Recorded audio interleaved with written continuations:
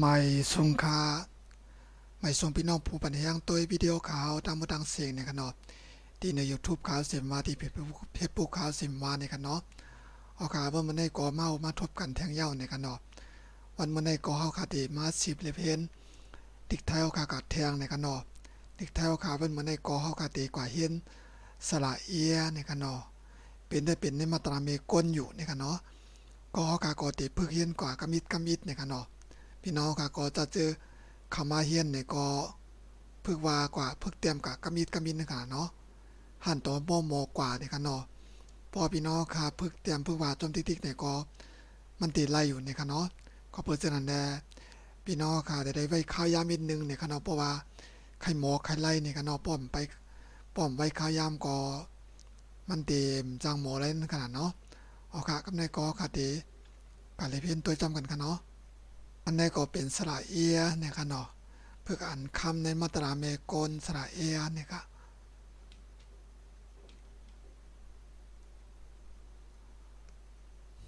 เอาค่ะอันนี้ก็เป็นตัวเมมันในกันเนาะก็มีกันนายก้อยในกันเนาะก็อ่านว่ากอเอียนอเกียนในกันเนาะ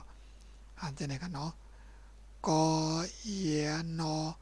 เกียนในกันเนาะอันนี้ก็อ่านว่าคอเอียนอเคียนคอเอียนอเคียนไม่เขียนคอเอียนอเคียนไม่โทเขียนเขียนในกันเนาะพอเอียนอเพียนพอเอนอเพียนไม่เพี้ยนพอเอนอเพียนไม่โทเพียนเพี้ยนนะครับรอเอนอเลียนรอเอนอเลียนไม่เลียนรอเอนอเลียนไม่โทเลียนเลียนฮอเอนอเฮียน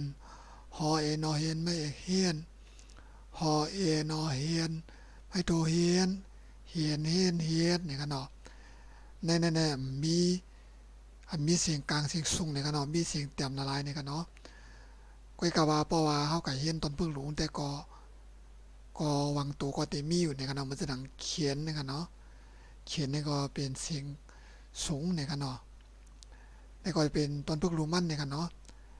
อันนี้ก็อ่านว่าเรียนเก่งในกันเนาะ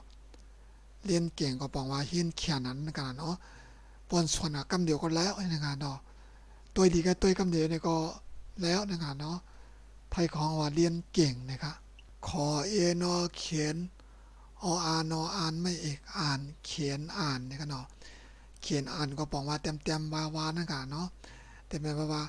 กะขะง่ายนั่นกันเนาะว่าเป็นดิกไทยก็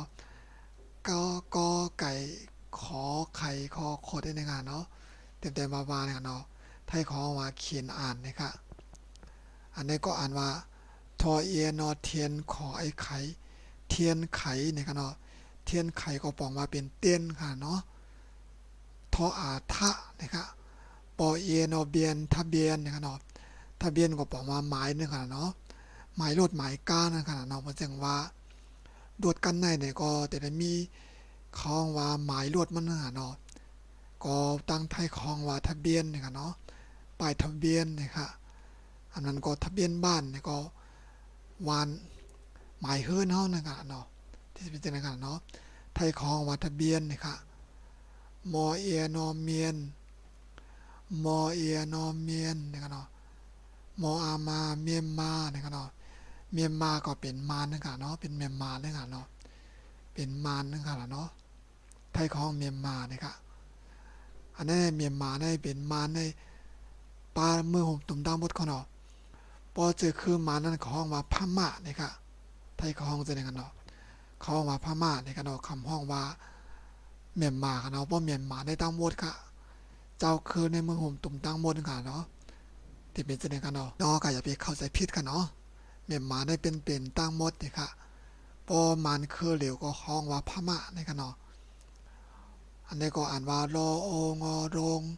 รอเองอเรียนโรงเรียนนี่กันเนาะโรงเรียนก็ประมาณห้องเรียนนี่กันเนาะรอเอนอเรียนปอแอปอแบบเรียนแบบนี่กันเนาะเรียนแบบก็เป็นเยืองเปิ้นนั่นขนาดเนาะพี่น้องก็ได้สตินี่กันเนาะโตในตั้งโตในเสียงออกกับเสียงออกแต่เหมือนกันนิดๆนี่กันเนาะก็กว่าตัวในแต่ละเพียดลิ้นนี่กันเนาะตัวในซ้ำเต็มในเพียดลิ้นนี่ค่ะ เพราะว่าผมแต่ว่าโรงเรียนเนี่ยเขาก็เอาในเตรียมเรียนในเต็มไรกันนะอันนั้นก็เพราะว่าเรียนแบบในเขาก็เอาตัวในแล้วก็มาเตรียมตัวในกล่อมไรกันเนาะที่ป๋องเหมือนกันในกันเนาะโรงเรียนเนี่ยก็เป็นที่ห้องเรียนเนี่ยกันเนาะห้องเรียนเนี่ยก็เล่นแบบเนี่ยก็เยืองเปิดเยืองเอาเนี่ยกันเนาะวอเอโนเวียนหอโอหัวเวียนหัวเนี่ยกันเนาะเวียนหัวก็บอกว่าหกขึ้นหกใครเอาเมาเนี่ยกันเนาะขี่รถเราก็เมารถเมากาเนี่ยกันเนาะอยาก็เวียนหัวเนี่ยกันเนาะโหเมาเนี่ยค่ะ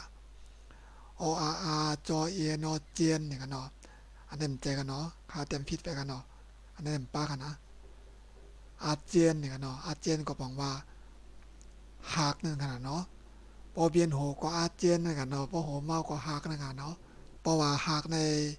ไทยของว่าอาเจียนเนี่ยกันเนาะอาเจียนเนี่ยเป็นความห่างดีกันนะอันนั้นก็อ้วกเนี่ยกันเนาะอ้วกก็ใจกันนะเพราะว่าอ้วกในเป็นหักเหมือนกันกันเนาะอาเจียนเนี่ยก็ในเป็นความห่างดีกันเนาะเพราะว่าเขากว่าในห้องยากว่าที่เขากับเราตัวผู้ใหญ่ในเขาก็กล่าวว่าอกเนี่ยเลยกันนะเขาเรียกว่าอาเจียนเนี่ยกันเนาะอันนี้ก็คอเอนอเคียนเนี่ยกันเนาะอันจะเนี่ยกันเนาะคอเอนอเคียนไม่เอกเคียนนี่ก็ตออีตีเคียนตีเนี่ยกันเนาะเคียนตีก็พอปล่อยเหี้ยมๆเหมือนกันเนาะแบบปั๊มเนี่ยล้วนนั่นเลยอินแต่ดีอินก็เหี้ยมนึงอ่ะเนาะไทยของว่าเคียนตีเนี่ยก็นั่นก็ล้วนให้เนี่ยก็เหี้ยมนึงอ่ะเนาะเคียนตีบอกได้กันเนาะอันนี้ก่อนนะว่าเสียงเพี้ยนเนี่ยกันเนาะสอเองอเสียงพอเอนอเพี้ยนเสียงเพี้ยนอย่างเนาะเสียงเพี้ยนก็เสียงพิษกับที่นี่กันเนาะว่าก็อยู่ว่าพิษกับนั่นกันเนาะไทยของก็เสียงเพี้ยนอย่างเนาะวอเอนอเวียนทอเอนอเทียนเวียนเทียนอย่างเนาะเวียนเทียนก็บอกว่าไตเตียนเนี่ยก็เรียบพอบวางจ้วงในขนมนั้นก็วางกองบูกันเนาะพอเป็นเมืองไทยแต่เพราะว่าเป็นวันศีลวันทำวันชินใหญ่เจ้าไหนก็เพราะว่ากะตีวัดตีจ้องกันเนาะเขาก็ตีเพราะว่าหลูต้านเนี่ยเนี่ยก็เขาตีปาเต้เนี่ยก็ไวแล้วก็เอาเวียนหอบนึงกันเนาะเรียบหอบพระเป็นเจ้านึงกันเนาะเจ็ดหอบเนี่ยกันเนาะแต่เจ็ดหอบเนี่ยกันเนาะแล้วก็หลอดไปอีทีพีซอฟ้ากาไว้เนี่ยกันเนาะก็เรียบนี่เนี่ยกันเนาะเรียบสามหอบเนี่ยกันเนาะสามหอบก็เป็นเก้าหอบเนี่ยกันเนาะเขาตีเรียบอิติปิโสสักยาโตสุปฏิปันโนเนี่ยกันเนาะสามกถาเนี่ยกันเนาะก็ไทยของว่าเวียนเทียนเนี่ยกันเนาะโอเคก็มีกันนายกล้วยเนี่ยกันเนาะสละเอียก็มีกันนายกล้วยเนี่ยค่ะสละเอียเนี่ยกันเนาะมีกันนายหนึ่งกล้วยเนี่ยกันเนาะสักเตือพี่น้องค่ะคำว่าตัวเยาเนี่ยก็บ่ตัวแรมป้อป่องใจดีเนี่ยก็ถามมาอะไรอยู่เนี่ยกันเนาะแล้วก็บ่พี่น้องค่ะมาตัวเนี่ยก็ให้ผู้ว่าปึกเตรียมจ้อมเนี่ยกันเนาะแล้วก็ให้มาตัวตัดเศษเนี่ยกันเนาะปอพี่น้องค่ะหึงนั่นๆก็มาตัวแต่ก็เต็มป่องใจเนี่ยกันเนาะแล้วก็ปอพี่น้องค่ะลืมเนี่ยเอาขึ้นกับตัวขึ้นด้านหลังกันเนาะขามีในช่อง YouTube ขาวเนี่ยกันเนาะแล้วก็นั้นก็พอตัวตั้งเพจFacebook ขาวก็มีในเพจขาวนึงกันเนาะก็มีตังเตียวก็ไข่ข้อไข่หันดถึงกันได้กันเนาะก็มีไว้หมดเนี่ยกันเนาะพี่น้องค่ะก็เข้ากับตัวกับเลยเพียนตัวเนี่ยกันเนาะ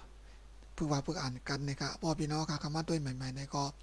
ฝากติดตามกดไลค์กดแชร์กดติดตามช่องขาวไปอีกนึงนี่กันเนาะก็ติ๊กปั่นนะครับเนาะติ๊กติดตามแล้วก็ติ๊กป้ายหิ่งนะครับเนาะอันนั้นก็พอเป็นที่เพจผู้ค้าก็ติ๊กที่หัวมีมือนะครับเนาะที่มีหางหัวมีมือพี่น้องก็ติ๊กกดไลน์นะครับเนาะพอพี่น้องก็ติ๊กเสร็จแล้วก็พี่น้องก็ติดตามข่าวไว้เนี่ยก็เพราะว่าข่าวเอาคลิปวิดีโอลงมาเลยเสียมมาก็พี่น้องก็ที่หันนะครับเนาะยาวก็มาเลยเพียนอีกไทยกับจ้อมกันนะครับพอพี่น้องก็คัดใจได้ก็มันติดไล่เนี่ยกันเนาะเขาก็ติโมอันโมเตรียมกว่านะครับพี่สมัยพี่น้องค่ะอัมป้อว่าอะไรดีสิตาก็ป้อพี่น้องค่ะว่ากะกูวันเต็มกับกูวันป้ออยู่เมืองไทยแต่ก็กันยาตั้งพี่น้องไทยก็เลยเต็มอีกไทยกันเนาะมันก็ติดป่องใจกะเนี่ยกันเนาะมันก็ติดไล่กว่ากล้วยเนี่ยกันเนาะทั้งเจอพี่น้องค่ะอยู่เมืองเฮาเนี่ยก็เฮาก็มู่เลยตั้งนากันเนาะเพราะว่าปงเตียงว่าปกเตียงจะกันเนาะอันเรื่องอันเลยเฮาก็เลยมาอยู่เมืองไทยเฮาก็เลยมาเฮ็ดการเมืองไทยเนี่ยก็พี่น้องก็ติดไล่กว่านั่นกันเนาะเพราะเขาฮู้ไว้เนี่ยก็เพราะว่ามาเมืองไทยเนี่ยก็เต็มได้หยับนึงค่ะเนาะก็เพราะฉะนั้นเนี่ยพี่น้องค่ะก็ขัดแย้งแฝงมันกันเนาะกำเนิดสุดก่อนอันที่พี่น้องค่ะหันอันที่เป็นชื่ออาโคดเนี่ยก็จะเป็นชื่ออาโคดป่านข้าวเนี่ยกันเนาะสักเจอพี่น้องค่ะ ผู้ไหลก็ไหลใครไปในบันแห้งซ่องกาเฮาใครจอยทำซ่องกาอียอดเนี่ยก็สแกน QR Code ในโอนเงินจอยแถมมาไรในกันเนาะอีรอดกันเนาะนำเอ็มว่าเนี่ยก็จอยแถมมาไรอยู่ในกันเนาะเอากะยินจมพี่น้องกะกูกันเนาะเพราะว่าปัดนามาเอาคาจังไกมาโฮทบสมกันเที่ยงในกันเนาะเฮาก็จังไกมาเห็นเที่ยงอันใหม่นะคะตอนตาว่ามันได้ก่อติดคือรายการเฮาก็ไว้ที่ในก่อนค่ะใหม่ทรงค่ะ